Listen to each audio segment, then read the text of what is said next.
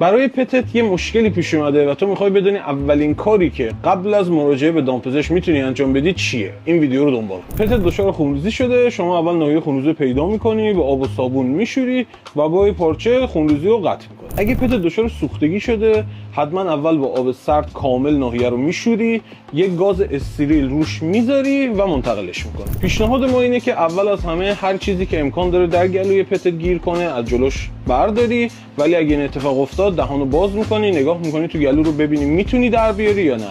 اگه تونستی که در میاری، اگه نه سریع به دامپزشک مراجعه میکنی. اگه پتت دچار تشنج شده، بهترین کار اینه که یه جایی که نتونه به خودش ضربه بزنه در حین تشنج پیدا کنی، بذاریش اونجا، کنارش بشینی تا اپیزود تشنجش تموم شه، بعدم به دامپزشک مراجعه کنی. اگر هم پتت مسموم شده، بدون که فقط میتونی سریعترین حالت ممکن بیاریش پیش دامپزشک.